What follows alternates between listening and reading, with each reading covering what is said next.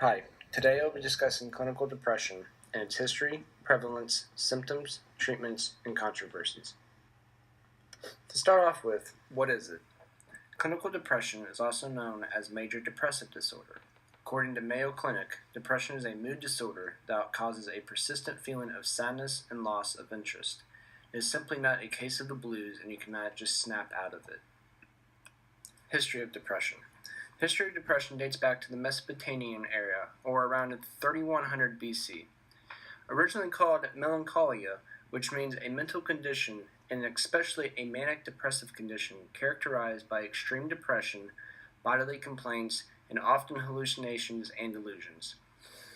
These people believed depressed people had been possessed by demons and needed exorcisms. These were performed by a special kind of physician known as a priest. The priest would often restrain the patient and beat them. Some were even starved to near death. The goal of this was to drive the demon out of the patient. And here are some pictures of what looks to be a patient being restrained and then another one being starved. Now on to prevalence. Clinical depression is a very common disorder. An estimated 16.2 million adults 18 and older in the United States had at least one major depressive episode in 2016. This represents about 6.7% of all adults. Females were the more common at about 8.5% compared to males at 4.8%. Shown to be most prevalent in ages between 18 and 25 at about 10.9% of all cases, or about 1.7 million adults. Next we have symptoms. Symptoms vary from person to person because each case of depression is very different. However, they all have a common theme. This is a constant feeling of sadness. A depressed person isn't sad one day and then back to normal the next. A depressed person is sad every day, all day. However, a depressed person may be able to find a distraction from the sadness for a little bit, but we'll just go right back to that low state. Symptoms can affect several parts of the body, which includes a person's mood, which can lead to anxiety, guilt, hopelessness, loss of interest, mood swings, and of course, sadness. A person suffering depression might experience insomnia, early awakening from their sleep, excessive amounts of sleeping, or restless sleep. You may experience fatigue and excessive hunger, and can become very easily agitated and sensitive towards emotions. You can also lack concentration, a slowness in activity, and weight gain or even weight loss. However, finally, the most dangerous symptom are thoughts of suicide or self-harm. Now moving on to treatments.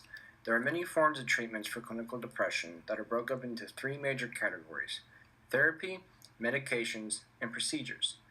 Therapy is focused on modifying or changing negative thoughts.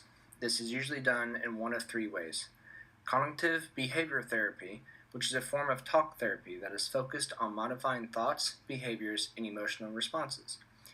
Then there's behavior therapy, which is focused on modifying negative or harmful behaviors such as self-harm. Or psychotherapy, which is just talk therapy. Medication is also a form of treatment for clinical depression. There are many different medications used to treat depression, and they are broken up into four categories: selective serotonin reuptake inhibitors, or SSRIs. They tend to ease the symptoms of depression or anxiety. Antidepressants, which prevents and or relieves depression and will elevate the patient's mood.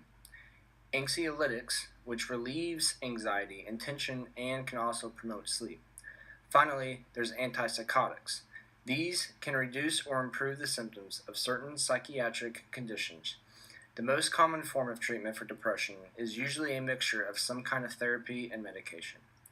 The final and most severe kind of treatment is a medical procedure called an electroconvulsive therapy. This is one of the fastest ways to relieve symptoms in severely depressed or suicidal patients.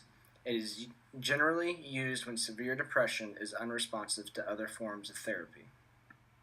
Closing thoughts. Depression is a very real and serious issue in today's world. It has affected humans for a very long time and will probably continue to affect them. No case of depression should ever be taken lightly, and everyone deserves a fighting chance. Depression is not something that can be taken care of overnight. Like any wound, it needs time to heal. All of the notes, documents, stories, movies, and poems in the world over what it's like doesn't compare to the actual thing. Depression is a very dark and scary place to be, and no one deserves to be there. As friends and family, you can help by being supportive of whoever is going through a depressive episode, and just being there would mean the world to them. The pictures on the right, I believe, accurately describe what depression looks like. The top picture represents what a normal person would probably see, lots of bright and vibrant colors that light up the scene. However, on the bottom represents what a depressed person would see, dark and little color, if any color at all. I hope you have learned something new about depression from this video, and thank you for watching.